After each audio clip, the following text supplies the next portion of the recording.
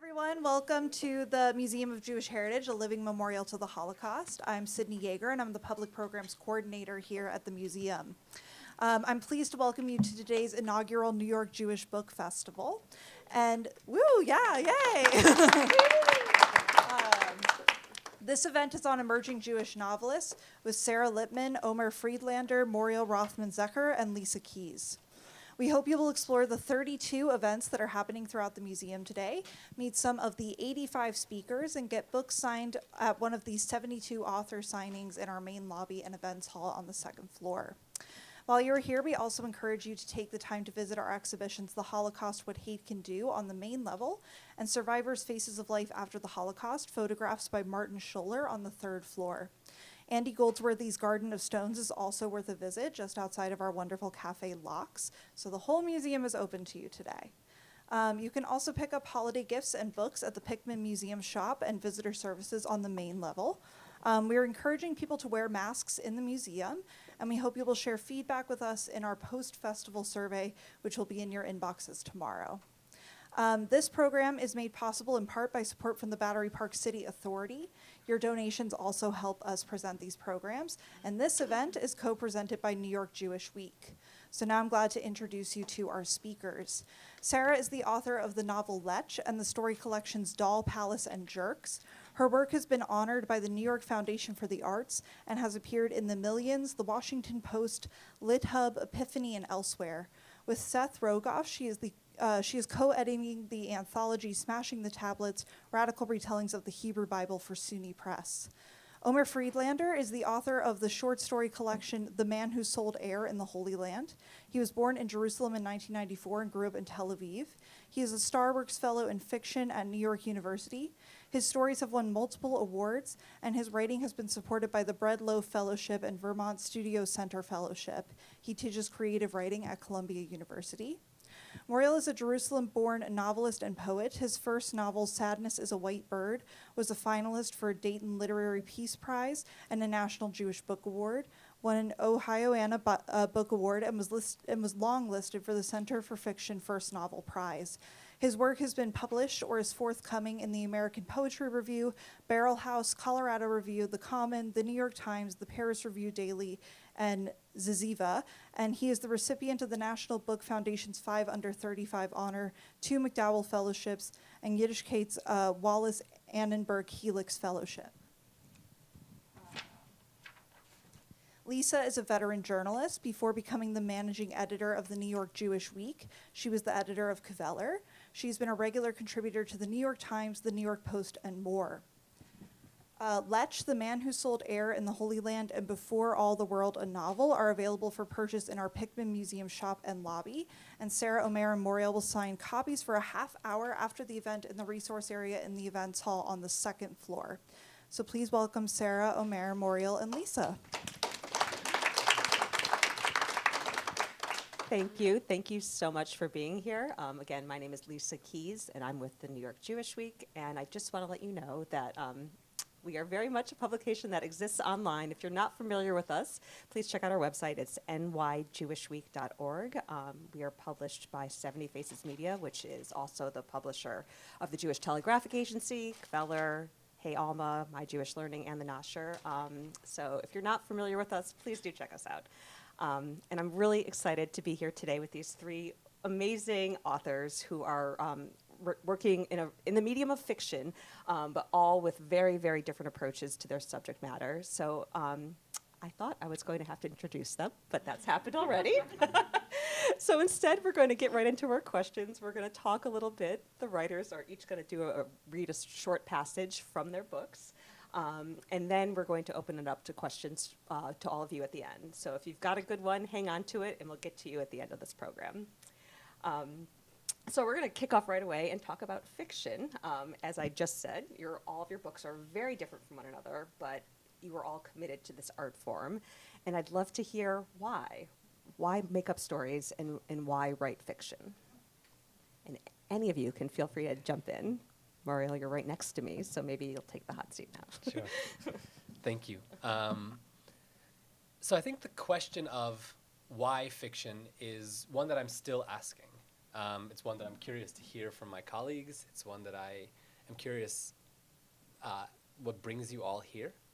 But for me, there's something about the act of lying in order to tell the truth, right? The act of letting go of what actually happened, of the actual circumstances of my own life, the actual circumstances of my family's life, and trying to delve deeper into the truth of the thing, to the essence of a thing. And so if this book, which is set in the 1930s in Philadelphia in a made-up Ukrainian shtetl, has nothing to do with anything I've ever lived, of course, but it has to draw from some deeper truth than actuality. So I think the beginning point that I'd offer is so much of our discourse is sort of truth in a narrow sense, right? You read an op-ed and hopefully that is based on facts. But even then, right, the facts that appear in the op-ed of the New York Times probably are going to obscure some of these questions that really motivate people. Who did the author want to sleep with at a given time, right? Or what did they eat that morning? Or how many joints did they smoke when they were 17? And these things that are, motivating a lot of us and are actually these underlying questions that can't really make it into a lot of non-fictional discourse. And so those are some of the things that I like to chisel toward in my fiction writing. Yeah, I would just really echo that, that I believe that we can excavate a greater emotional honesty through fiction. In terms of why fiction for me, limited skill set. I don't know. I feel like I've been telling stories for, a really long time. This is what I've kind of always done. My parents in the audience, much to their chagrin, my mother, probably when I was young and said I wanted to be a writer, she said, I love you, Mom. She said, don't get your hopes up, My father, too, to this day, will still say it's not too late for medical school. But, we are driven. We are driven by our various compulsions. And so for whatever reason, without getting too psychological, fiction is a primary compulsion of mine. I'm also interested in this idea of lying in order to tell the truth that you mentioned. And in Hebrew, actually, the word for fiction is different. It's not fiction. It's siporet, which means like a story. And I think that's a kind of a crucial difference because fiction can be more truthful than so-called nonfiction in its own way. And I think it can tell a kind of a story that can be more intimate than something that can use language that's full of cliches or. So I think it allows for a different kind of approach, which I was interested in. I love that. That's very inspiring. As somebody who seeks out facts in her line of work, it's really inspiring for me to hear how you can take an idea, make things up, and run with it, and as you said, uncover that essential truth, regardless of the facts. It's a really beautiful thing. So another thing that unites you all, aside from writing fiction, is that we're all here for a panel for emerging Jewish writers. So I'd like to ask you all if you consider yourself a Jewish writer. Do you consider your recent book a Jewish book? And if so, what does that mean to you? Someone else start. I'm happy to start this question. It's one that I've been thinking about for a really long time. As a matter of fact, when I did my MFA 150 years ago, we had to do a nonfiction thesis to accompany our fiction theses, and mine was on contemporary Jewish writers, which was a lovely excuse to interview my favorite contemporary writers. So I was able to reach out to Mila Goldberg, Judy Butnitz, Danny Shapiro, Nathan Englander, and I recall Nathan Englander sort of disavowing this question. And as a matter of fact, I think he was at the Bard. He's like the Bard fellow writer and resident at the time. So he was driving. We were on the phone. This is, believe it or not, it was a long time ago, but we actually had phones in our cars. So we talked, and he pulled into, I think he pulled into a McDonald's while we were on the phone and ordered, a cheeseburger. I don't remember exactly what, but it was in the context of sort of disavowing this categorization. And so something I've been thinking about for a really, really long time. And where I'm coming from is absolutely, I consider myself a Jewish writer. I consider myself a Jewish writer, and so I think that well, there's a few things that I want to mention here. You asked if this is a Jewish book. I would say yes, this is my first sort of confrontationally Jewish book. I feel like my Jewish sensibility, even though I've written other works that have not been considered quote unquote Jewish, we ask this question of what defines what makes something Jewish, right? And so for me, this on a level of line, on a level of sentence, this constant obsession / tug between sort of grieving a past and a sort of persistent anxiety towards the future of like never really being able to be in the present, sort of on a line level, right? Is something that I feel like all of my work has, So yeah, so am I a Jewish writer? Yeah, I'm a mother who's a writer. I'm an East Coast writer, and so I think when we talk about labels and categorizations, it can be really, really dangerous. I think it's important to think about, first of all, we contain multitudes. And I think, secondly, it also depends on who is ascribing those labels, And so I feel like for me, I can say I'm a Jewish writer and the universe in a grain of sand, and I don't want to be sidelined or marginalized or put in a category where I'm only speaking to people who share a similar background for me, because then what is the point of literature if we cannot reach across? And I think it can also be really damning when it can be, that label can be ascribed rather from outside, like versus self-identity. So that's sort of where I am with this. I see. So there's a possible limitation with that, with the label. Is that what you're Yeah, saying? for sure there can be a limitation, and so it's something that I embrace, but I would be more resistant to someone putting me in a box. And I think that there's various pitfalls about sort of how reductive categorization can be as well.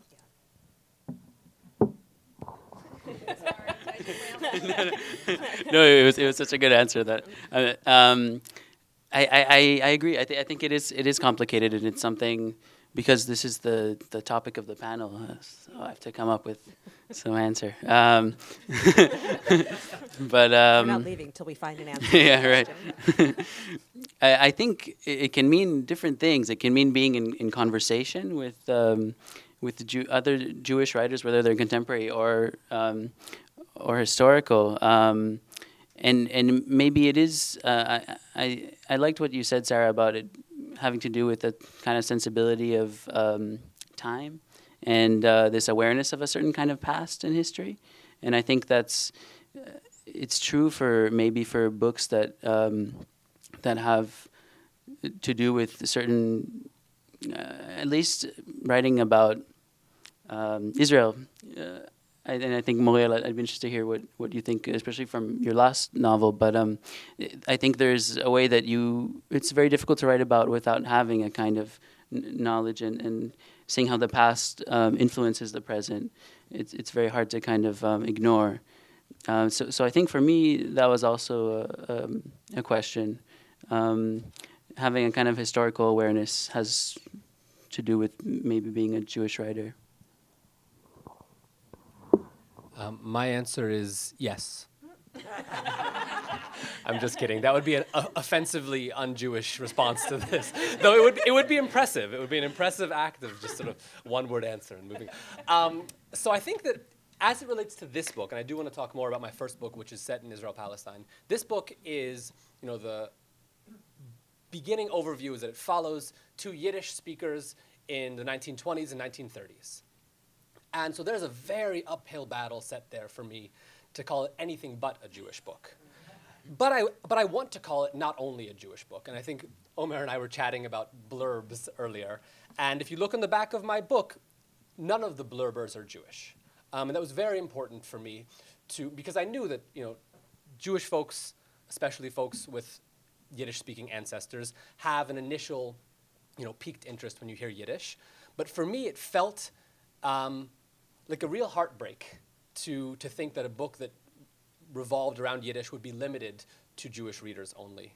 And it came from my encountering of these Yiddish poets, of Yankov Glatstein, of Rochel Korn, of Itzik Manger, of Anna Margolin, of Moshe Leib Halpern, names that are not familiar even in most Jewish audiences, certainly not in poetry circles. And for me, that's a tragedy in and of itself. I will say that one way in which this is a Jewish book, so a quick story, Jewishly, of course. The trees on the cover of this book came from an iPhone photo I shot in Uzliani, in central Belarus near Minsk, where my great-grandparents were from. And in this, there's a field right behind these trees. On one side of the field, there are scattered gravestones with dates ranging over hundreds of years, different ages for the people who died in different places. Some were young, some were old. They're spread out. Some are in better condition, some are in worse. And on the other side of the field, there is this big black stone obelisk writing in Russian and in Yiddish in the Soviet orthography, in memory of the 342 Jews from Uzliani who were killed on one day in 1942 when the Nazis arrived. And so in a sense, this book is a Jewish book in that it is a paean to open borders, right? The fact that my family was buried on the left side of the field and not on the right one is only to do with open borders, right? My family immigrated to America before the Jew quota, before the numbers were limited, and so they were safely in America. 20 years later, of course, other members of my family and their lovers and irritants and rivals and, cheder bullies and whoever else were not, and were still there and were in, buried in a pit on the other side of the field in Uzliani. So it's a Jewish book in the sense that it is a book of unconditional solidarity with people facing oppression because of who they are, and it is a Jewish book because it is a book that sees closed borders as a fundamentally anti-Jewish concept. I love that, and I love this detail about the cover. That's really beautiful. Was this something that was important to you as you were writing the book, or it was coming into production? Were you like, hey, I have this photo? How did that happen? Not exactly. Okay. I mean, just quickly, so the photo, with the cover, they asked me what I wanted, and I said, please no, sepia-toned, sad immigrants shuffling off of a boat. And so I was delighted when I got this design. But no, they'd asked me to send photos that I thought of, and that was just one of 20 that I emailed over to them. Great. And was that trip for research for the book? Completely. Oh, wow. I would love to hear more about that. But first, I think we should hear a little bit from your work itself. So, Sarah, I'd love to start with you. Maybe you can just give us a quick introduction to your book and read a short passage for us. Sure, absolutely. Let me see where I'm going to pull from. Lech is a novel centered around the potential sale of a large property in upstate New York in Sullivan County over the summer of 2014. And it looks at the repercussions of this potential sale in the lives of 5 different characters, which is really just very thin wrapping for a deeper thematic imperative from the book of Genesis of Lech Lecha, which asks the question how to go forth, how to build a life, freeing yourself from, or at least learning how to shoulder some of the many things that we carry. And so the book is told from 5 different points of view. We have the landlord, we have the renter, we have the local real estate agent and her daughter, and we have local Hasidic, drug dealer, who is in the throes of existential crisis and grief, and whose mother had drowned in the lake on the property 25 years prior to the start of the book. So you can see that everyone has a past, and even the place has a past. And I rarely get a chance to read from his character, but I feel like this audience would be appropriate. I'll just read a page here, a page or two maybe. His name is Tzvi, and hold on, I need my glasses. I keep thinking I'm as young as these people up here with me, but that is not the case. Okay. Wednesday night is men's night at the Bolorama. The place is alive, chewy with heat, funk ripe as a basement minion. There is no need for a mechitza, for separate lanes. He scans the room for a certain energy, a side glance. On Wednesdays, no women are allowed. When he came of age, he endured the usual meetings, but from the start, it was a reluctant effort to arrange a shidduch. Tzvi was no scholar. There were marks against him. He was thrown the old maids, the cross-eyed or lame, the ignominiously divorced. He sat at one kosher cafe or another, ordered the requisite sodas, spoke little to his matches. It's not that he was actively thinking of men, of the debasement of mind and confusion of body, the contradiction between what he'd been taught and what he'd learned, how he felt with himself in the dark. What he was thinking was anywhere but here. Across the sticky table, beneath the harsh fluorescence, he sat, his shoulders hung. Sometimes a waiter wedged a matchbook beneath an uneven leg. There was one candidate with an elbow clipped to her side like a broken wig, with burn grafts just like his sister. She barely met his eyes. What a thing to be groomed for a life of housewifery. He wanted to reach out, squeeze her raw pink hand, whisper as no one had whispered to his mother, go, run, live. As he moved through the crowd, the white shirts brush against him so wet with sweat he can see their four-cornered undergarments. On every man an obligation.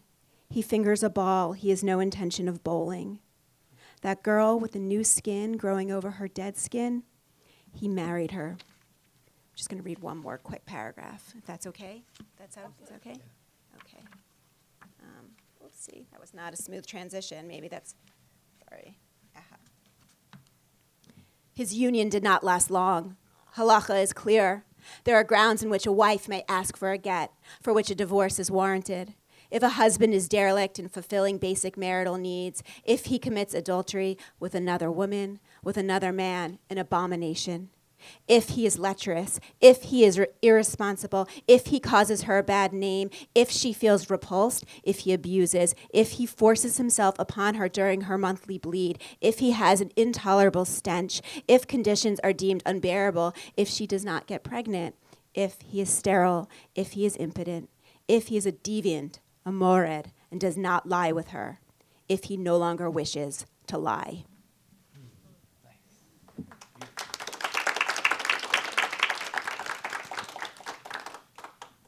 Wow, that was great. Thank you. Now, I have a question about your book, but I'm wondering if you all have one as well. You feel free to jump in. Okay. I thought you were going to say something. So something that really struck me about your book is its setting, of course, in the Catskills. And I really related to a short passage in the beginning of your book where Beth, the renter, the summer person, is coming up to spend the summer in the Catskills, and she has this, you describe her as having a longing for something that she never actually had, a false sense of nostalgia. And I certainly feel that way about the Catskills. I long for the Borscht Belt that I never saw, or I wish I had a summer home there today. And I'm curious to know how you arrived at the setting of your book. Do you bowl in the Catskills? And if you have a relationship with the area. I do not bowl in the Catskills. So my relationship, it's a little circuitous, but I actually, Sullivan County was fairly abstract to me. I grew up in Philadelphia. We didn't go to the Catskills. That was really not part of my childhood, but I did go to summer camp. So I went to a Jewish summer camp on the other side of the river in Wayne County, Pennsylvania, in the Poconos. And so, yes, we were, and it was, fairly religious summer camp. So yes, we were, we were the kids singing Birkat Hamazon down the Delaware River. We were the kids. My friends were the kids with the kippot in Honesdale, Pennsylvania. We were sort of those. That feeling was with me from a very young age of being somewhat of a fish out of water. And then I wound up being returning to my children's summer camp. As a teacher many years later, and so I returned to the region, and was just really struck by the proliferation of Confederate flags and what have you. And so I was pulling a lot from Wayne County, which is about an hour, geographically, it's about an hour and change to Sullivan County. So I started spending all of my days off in Sullivan County and doing research there, because the one seedling that I remembered, having been a camper at this camp, was there was one summer that they handpicked, when I was in the 80s, they handpicked a few of us to go to one of these hotels, and I do not remember if it was the Browns or whatever was left. I think it was maybe Browns Resort. They handpicked a couple of us, trotted us out, and no, we were not Henny Youngman, but we were like the Jewish summer camp kids, pitching our camp sort of as this fundraiser. It was the most uncomfortable experience, and already I kind of felt that overwhelming sense of sort of has-been culture, of Catskills decay. And so when all of these ideas were sort of swimming around, I knew that it couldn't be set in Wayne County, Pennsylvania. It needed to go to sort of that heart, the heartmeat of the Borscht Belt, and that built-in metaphor of Catskill decay was just so poignant for me. But to your question, I was really trepidatious about locating it there, so I did a ton of research to hopefully get it right. And what did that entail for you? A lot of reading, a lot of books, a lot of movies, a lot of rewatching of movies, just driving, spending a lot. Like I said, I was a staffer at this camp for a number of summers, and this book took a really long time to write, so a lot of summers of just being in Sullivan County and driving through the various towns, because I really do think that in terms of research, that nothing beats just firsthand observation. Just being there and absorbing the... Absolutely. Yeah, I agree.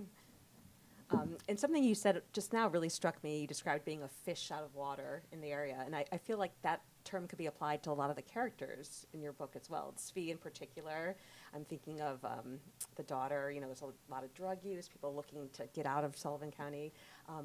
How did you tap into that feeling? Did you rely upon your summer experience to channel that into your characters? I mean, I don't think that's really this whole idea of that push-pull between feeling like you don't belong, like you want to belong, but you don't want to belong either. I think is constant, and I think for all of the characters, one of the unifying components is that they need to do. Each one of them is very much looking to connect. I mean, I think all stories are sort of a love story, and it's ultimately about sort of that reaching out to connect with another. But none of them is going to reach that point until they look inward first and do that sort of deep internal reckoning and sort of come to love themselves and before they can love another person. Great. All right, let's see. Moriel, would you like to read a passage for us next? Sure. Okay, so this novel, Before All the World, as I mentioned, follows two Yiddish-speaking immigrants from a fictional shtetl in northeastern Ukraine. Everyone in the shtetl, except for the two of them, is killed in a pogrom by Ukrainian nationalist forces, anti-Bolshevik forces, in 1919. The two of them make their way separately to Philadelphia of the 1930s, where they connect with Charles, who is a queer, black communist translator and ghostwriter. And the three of them seek to navigate America's often nightmarish racial and sexual politics. And so that's the kind of serious overview. But a question that we were kind of bouncing back and forth is one of humor or of levity or of play. And even though if you read the back blurb of this book or you hear what I just said, you would think that it would be entirely darkness. And that would be an unbearable book to read, or at least an unbearable book to write. And so for me, what I drew from these Yiddish poets who I fell in love with is this sense of play, even when the content leaves seemingly nothing to smile about, this sense of livingness, even when you know that the story, as I just told you, and as we all know, as people reading this from the vantage point of 2022, a story that begins with the word shtetl almost always ends with genocide. But I wanted to be alive with them in the in-between. So I'll read you a section from Zetelsk, from this fictional shtetl that is from the before.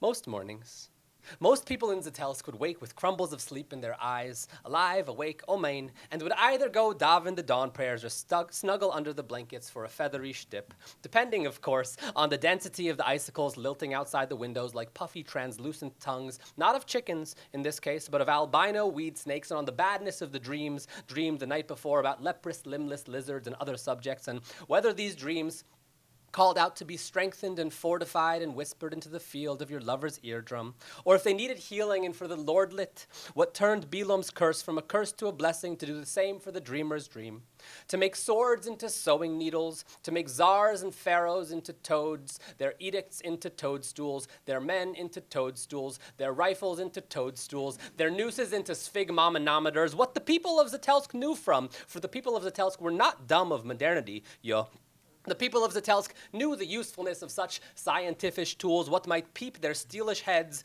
into a Jew's private most spleens and livers, knew also that being hanged was not generally good for a Jew's health. The morning activities also depended, of course, on the collaborations the denizens of Zetelsk found in their various cousins or friends or palms or fingertips or gods. On most mornings, as the light bled into the rooms, would of course prefer to flop or waltz or glide, as each case may be, for the methods and manners of shtipping were as varied in the village of Zetelsk as in any Bohemian metropolis, and perhaps more so, given that a good measure of creativity was required in a village of 312, where even the faithless fornicators like Gittel the slaughtherer's daughter and rabbit-eyed Itzel the orphaned porter ran out of options before half a single head month could pass and found themselves in each other's goose-pimpled arms more milkish mornings than not.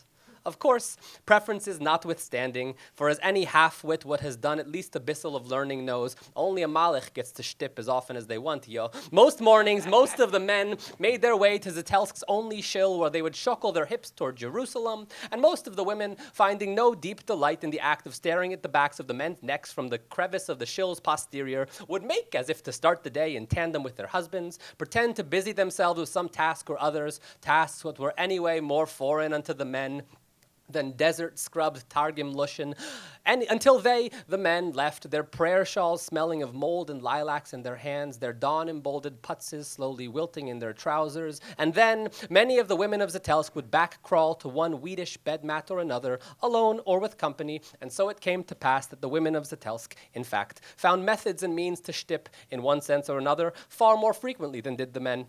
In this way, perhaps, Zetelsk was unique. Or perhaps not. Before the morning prayers were over and after the morning shtipping had finished, many of the women would spark a fire and let dance in the pan just a few pinches of sorrel and a snippet of thyme or two, and the room would smell appetizing for when the men returned, allowing said men to make the belief that their various valor wives held their gastronomic well-being as sacrosanct, and in this way the people of Zetelsk were happy. Of course, no one in Zetelsk was happy. I'll stop there.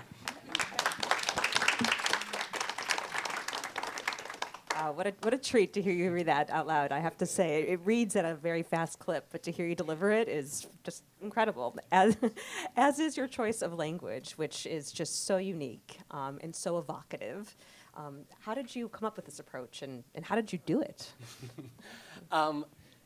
So the language, as you've heard now, isn't exactly a familiar language, right? But in some ways it's familiar. And I think I've had this experience when I've read in audiences of folks who have Yiddish-speaking parents, Yiddish-speaking grandparents. The syntax, I knew the syntax, even though I didn't speak Yiddish growing up. But it was my family's native language, even if it was a few generations removed. So I knew the syntax, and I decided, what if I lean even deeper into that syntax? What if I completely let go of the pretense of correct American grammar? What if I let go of the hierarchy, right? This idea that there is such thing as broken and unbroken English, right? That there is a superior way to speak and an inferior way to speak. That there is an American way to speak and an embarrassingly Jewish way to speak. And what if I lean into the latter form? What if I let the book speak in Jewish without being embarrassed by it? And that came to me from reading these poets who I mentioned earlier and reading their brilliant translations, particularly by the poet Ruth Whitman. If anyone wants to read their work, and please do read their work. If there's one evangelical moment I can leave you with from this panel, it's go read Rochel Korn, Anna Margolin, Itzik Manger, and Yankif Glatstein in Ruth Whitman's translation.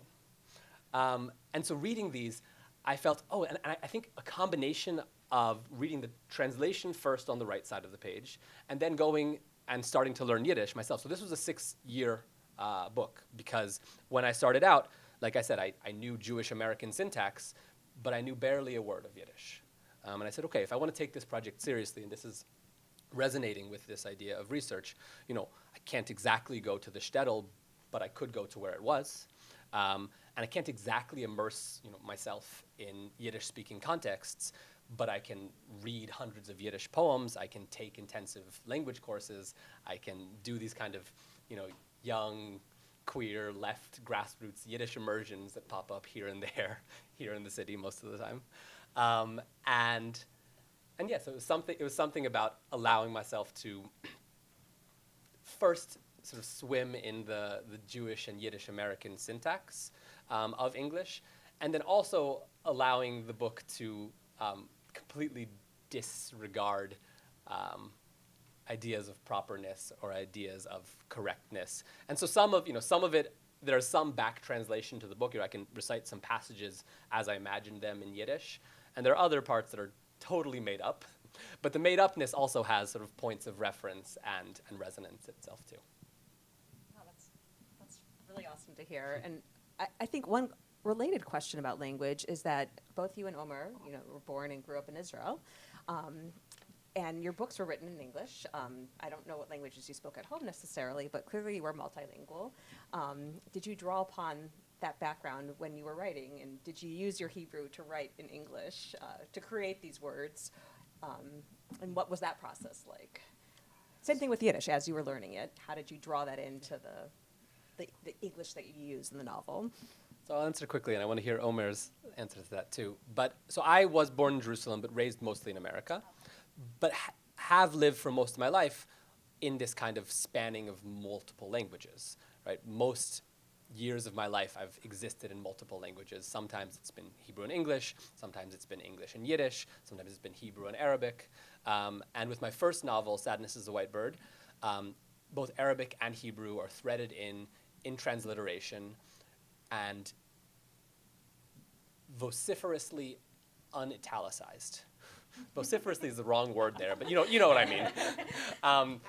Adamantly unitalicized. Thank you, my dear. Adamantly unitalicized, because I think that when I read an English language novel that italicizes non-English words, I feel like, and I don't know those words, I feel like, well, I don't know Cambodian, so why should I break my teeth, to use a Hebrew expression?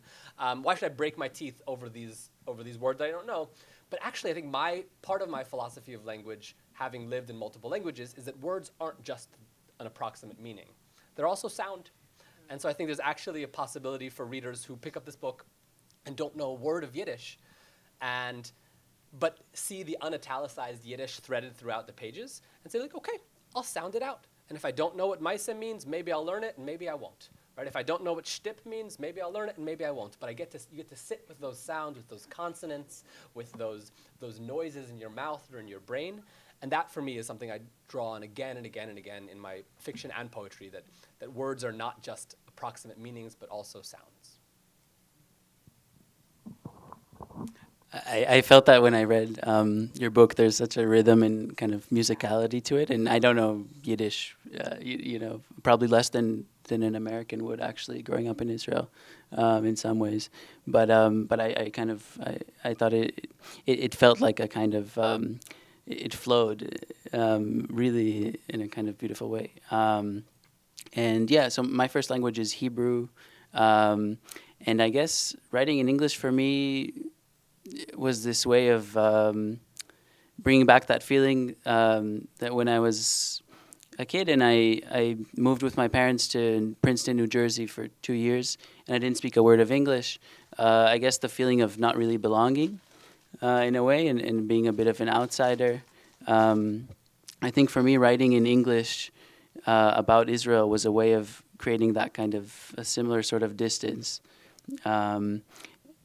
which might not have been possible with the familiarity and the kind of relationship I have with Hebrew. Don't put that mic down because we can have you read from your book, please, and tell us a little bit about it as well.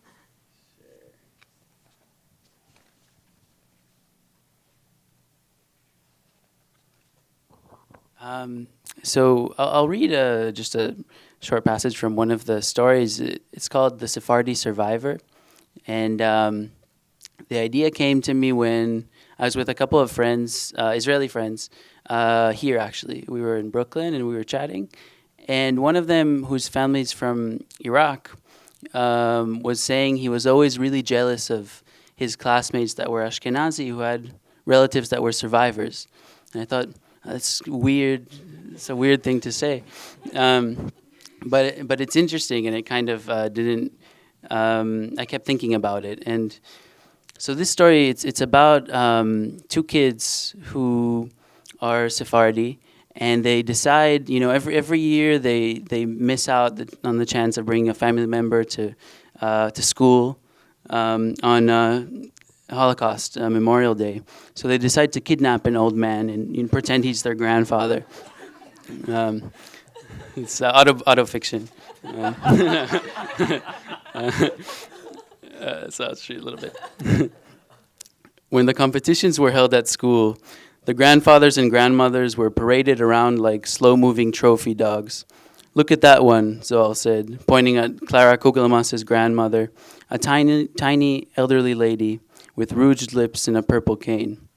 He nudged Yuda in the ribs. "Not bad looking, eh?" Yechezkel Yankelovich brought in two survivors, double trouble, twin sisters with matching silver braids, who had been experimented on by Dr. Mengele.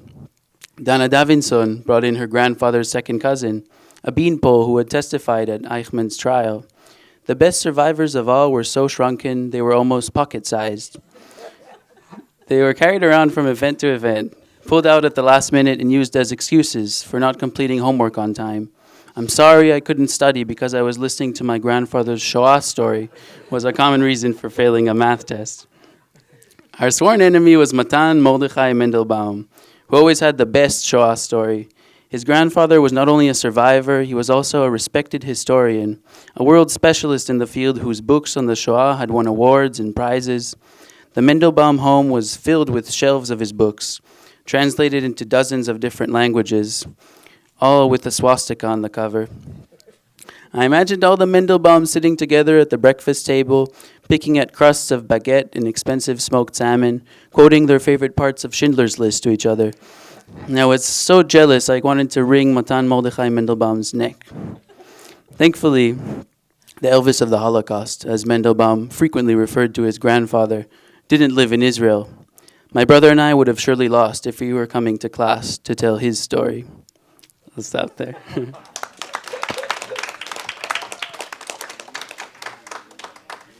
Thank you for that. I think we've all been laughing, so that reminds me, Sarah, when we were speaking earlier, you raised a really good point about humor and the use of humor. Maybe you could address that question. Yeah, no, I mean, first of all, I love hearing your books, which I love, in your voices, which is amazing. And you also, sorry, Moriel, you do the audio of your book too. That's just incredible. That's excellent to know. Yeah. But yeah, so this idea, I mean, I think all of us are sort of, we talked about what it means to be a Jewish writer, what have you. There's the Jewish canon. Some of us have been raised on, some of us not. And there's sort of tenets, the tropes of the Jewish canon, the extent to which we are operating within that, and also radically sort of subverting that canon. And one thing that became apparent to me in reading both of your incredible works is just this. The humor, that humor surfaces in both of your works. Well, Moriel, you have the refrain about. I'm sorry, I'm going to butcher your refrain about it's not all darkness. I do not believe that all the world is darkness, right? And then we have here, the Sephardi Survivor is one of my favorite and funniest stories in your book, and yet the levity is often paired to such darkness and to such trauma. So I just wanted to ask both of you sort of how you arrived at that, if that was something organic or something more sort of deliberate and conscious that you, a choice for you. I think it was a choice, and it was something that I was thinking about a lot with some of these stories. And I think with certain subjects, and the Shoah is one of them for me. In fiction, it's very hard to write about it directly, I think, in a way that doesn't feel, sensationalized or like you're dramatizing something, or especially when you're third generation too, and kind of growing up with the shadow of that history. And so I felt like it needed to be treated indirectly, and I think humor is a way to write about it in a way that can actually connect to the kind of create a kind of intimacy which isn't possible with just information. And I like this quote by Italo Calvino about it's about indirectness in writing, I guess, but he says that the only hero who can kill the Medusa, which is with the snakes, and whoever she looks at turns to stone. So the only hero who can defeat her is Perseus, because he doesn't look at her directly, and he only sees her through the reflection in his shield. And I was interested in that idea because this idea that if you write about a certain subject head on, you're frozen and you're petrified. It turns to stone. And when it's indirect, I think it gives you more freedom, whether it's to imagine or to be more playful and funny, like the things we discussed.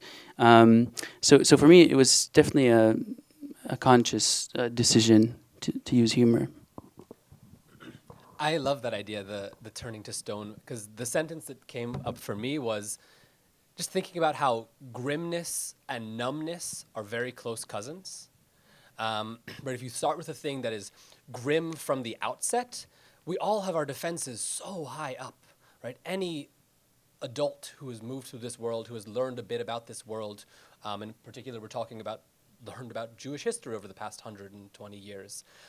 Our walls are so high up inside ourselves that you can hear, 1,000 people were killed in the field on this various day, and boop, just kind of bounces off. But actually hearing your story right now, that incredible moment where I was laughing out loud here involuntarily, and then the twins who were experimented on by Mengele, and then it kind of like hits me in the stomach, but then I'm laughing again. And some part of me, some defense in my wall has been opened. And similarly, there's a section in my book where Gittel, the main character, tries to commemorate all 300 members of her village who were killed, which is an impossible task, right? Because humanly, we have a certain saturation point, right? You hear that someone lost a family member, and a lot of us actually can muster those moments of making eye contact, of trying to learn about who this family member was. You hear that someone lost 5 family members, and you say, okay, well, why don't you tell me at least all of their names? You hear that someone lost 30 family members, and you say, okay, what did their houses look like? You hear that someone lost a few hundred, family members or and then it's it.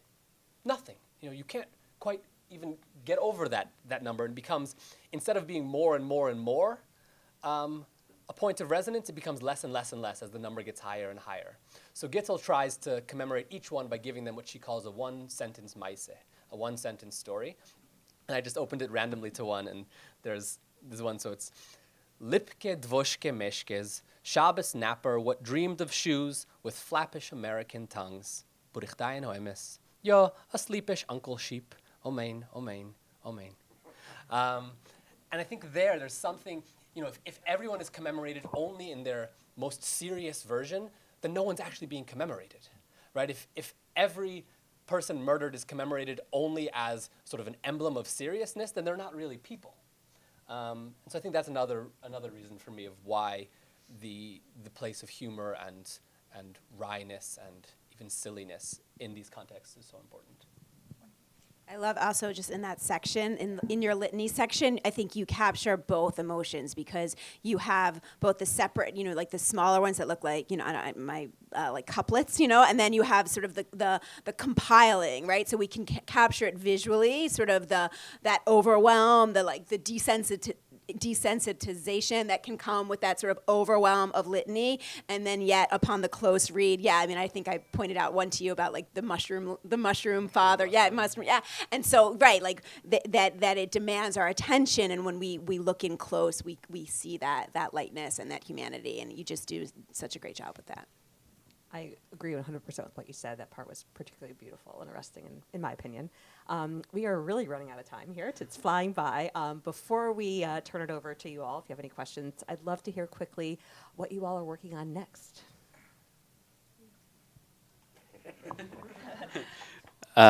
Slowly. Working on a novel. Also coming out with the Random House, the same publisher.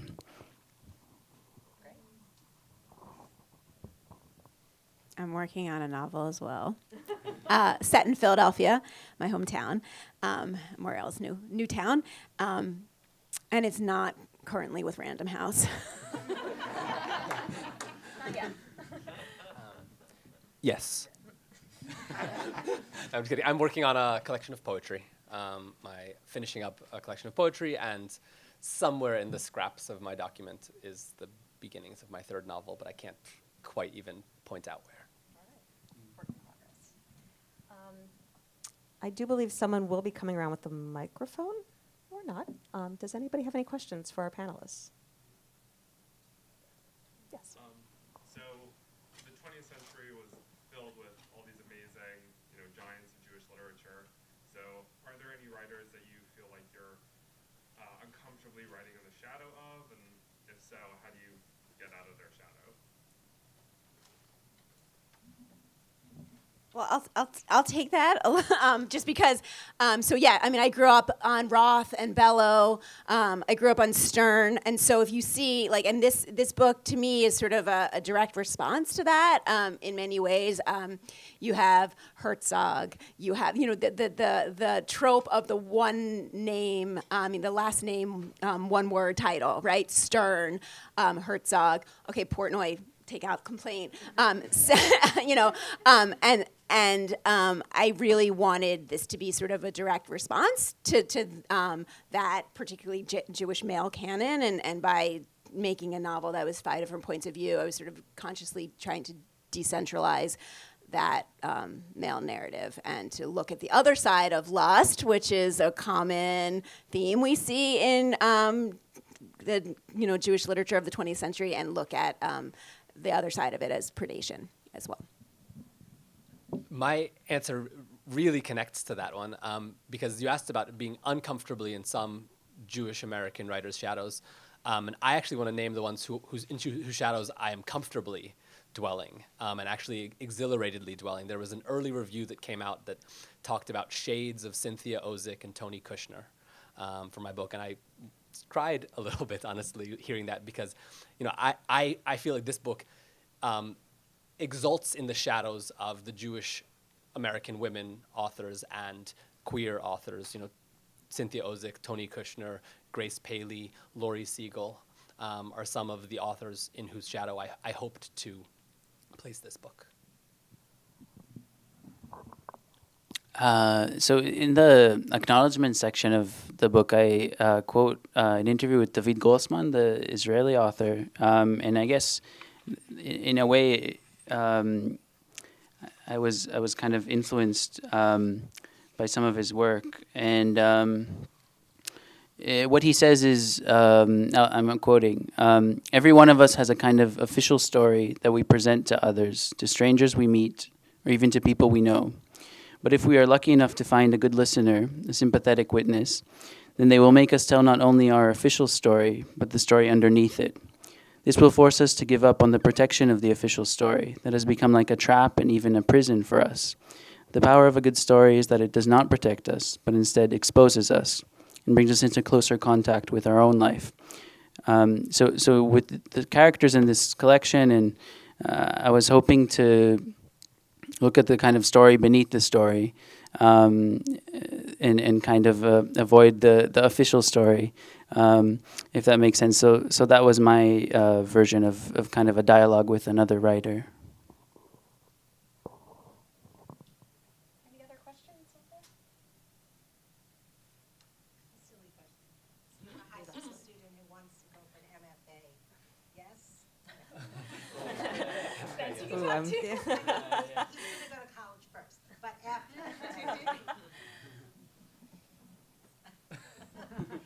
Be honest. I mean, I feel like as a mother, I would say go to medical school. No, I think, we all have had such different MFA experiences. I'll pass that. I'll pass that to Omer, who's had a more positive one. I think it can give you a community of writers, which is good, and if it's fully funded, which is an important kind of it gives you time to write. So I would say those two things are very valuable. And for me, I think it depends on their autodidactism. I think if they can self-motivate to read 70 or 80 books a year, then no. And if they need the external structure of someone else saying, read these 60, 70, 80, 90 books before you write your own, then yes. Great. Anyone else have any questions? Okay. Well, thank you so much for being here. And thank you to our writers.